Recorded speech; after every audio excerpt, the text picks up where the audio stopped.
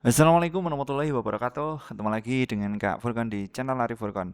Pada video kali ini Kak Furkan kembali berbagi informasi ya seputar pengangkatan tangga honorer tahun 2023 ini. Bagaimana perkembangannya, teman-teman wajib mengetahui informasi terbarunya dari BKN tentunya. Ini telah terbit surat yang menyatakan bahwa tenaga honorer wajib diprioritaskan tentunya ya diangkat ASN di tahun ini.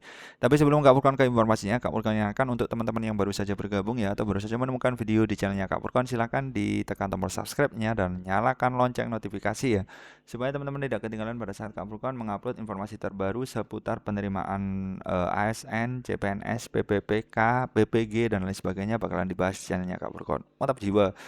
Ini ada kabar terbaru ya dari ada surat ya, ada surat BKN ya. Dari surat BKN ini keluar honorer siap diangkat jadi ASN. Tetapi ada syarat-syarat khusus yang harus dipenuhi ya, Bapak Ibu guru atau teman-teman yang menonton video ini wajib mengetahui syarat-syarat khususnya ya. Tentunya tidak serta-merta langsung diangkat semua seperti itu.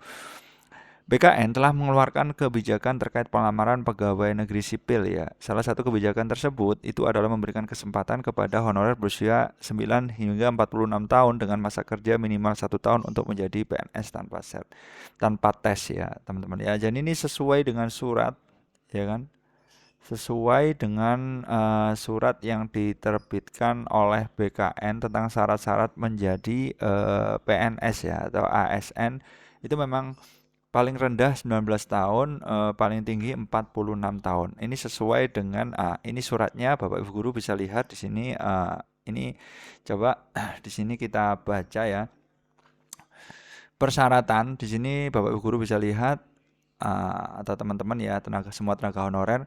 Persyaratan tenaga honorer kategori 2 untuk dapat menjadi calon pegawai negeri sipil atau CPNS ya teman-teman. Ini syarat-syarat menjadi CPNS di sini memang usia paling rendah itu 19 tahun.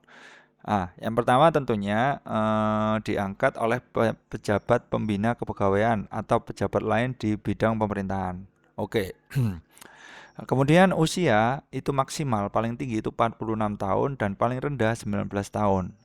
Pada tanggal 1 Januari 2000 ini kita ganti 2020 itu ya Bapak Ibu guru 2023 tentunya 1 Januari 2023.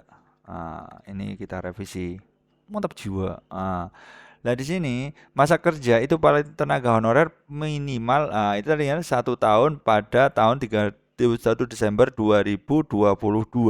Seperti itu ya kan 1 tahun pada tahun sekian dan sampai saat pengangkatan sebagai CPNS masih bekerja terus menerus. Ini sesuai dengan berita tadi ya Bapak Ibu guru bisa lihat. Ini surat BKN ini sekian ini ya kan mengatur pedoman pengangkatan PNS. Jadi memang harus kriterianya itu 46 tahun ya. Masa kerja minimal 1 tahun sebagai tenaga honorer hingga saat pengangkatan dan ini bersifat kerjanya itu bersifat terus menerus. Jadi tidak putus ya Bapak Guru ya. Terus menerus. Jadi nggak boleh nanti sempat berhenti atau itu tidak terhitung. Jadi 1 tahun itu harus terus menerus. Honorer itu harus juga lulus ya kompetisi dasar, kompetisi bidang serta memenuhi syarat lain yang ditetapkan oleh perundang-undangan. Kemudian honorer itu juga tidak boleh memperoleh penghasilan dari APBN atau APBD dan harus bekerja di instansi pemerintah. Proses menjadi seorang PNS tidaklah mudah, proses seleksi yang ketat dan persaingan ribuan pelamar adalah tantangan yang harus dihadapi. Seperti itu.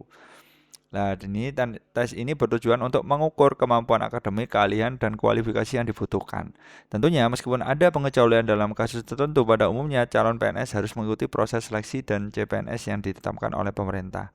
Nah, ada semacam persiapan matang ini diserukan oleh teman-teman pejuang NIP ya di tahun 2023 ini.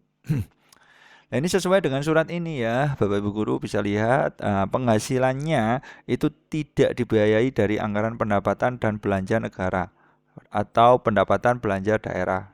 Nah, bekerja pada instansi pemerintah. Nah, ini memang syarat-syaratnya itu sudah tertera jelas ya. Kemudian sudah dinyatakan lulus. Nah ini ya dinyatakan lulus pada seleksi tes kompetensi dasar dan tes kompetensi bidang dan syarat lain yang ditentukan dalam perundang-undangan tentunya. Oke. Nah, nanti kalau teman-teman sudah lulus, ya kan, kalau sudah lulus ini, itu nanti ada pengajuan NIP. Nah, kalau BPPK nanti NIPBK, tapi sebenarnya sama ya teman-teman ya. NIP sama NPBK itu sebenarnya sama. Intinya kalau kita sudah dinyatakan lulus tes, ya kan, nanti ada proses ya kan penetapan NIP kalau PNS, kalau NIPBK kalau BPPK seperti itu. Jadi ini syarat-syaratnya sama semua ya kan. Ininya ini materai dan lain sebagainya seperti itu. Ah, ini diatur sudah secara jelas di suratnya BK ini ya, semoga saja ini terrealisasi dengan sangat sempurna ya teman-teman ya, karena kabarnya tahun 2023 ini adalah tahun terakhir dan habis itu honorer bakalan dihapus. Seperti itu dulu informasi dari Kak Furqan, mudah-mudahan bermanfaat. Intinya tetap semangat dalam bekerja dan mengajar. Sukses selalu bagi teman-teman yang sudah menonton. Wassalamualaikum warahmatullahi wabarakatuh.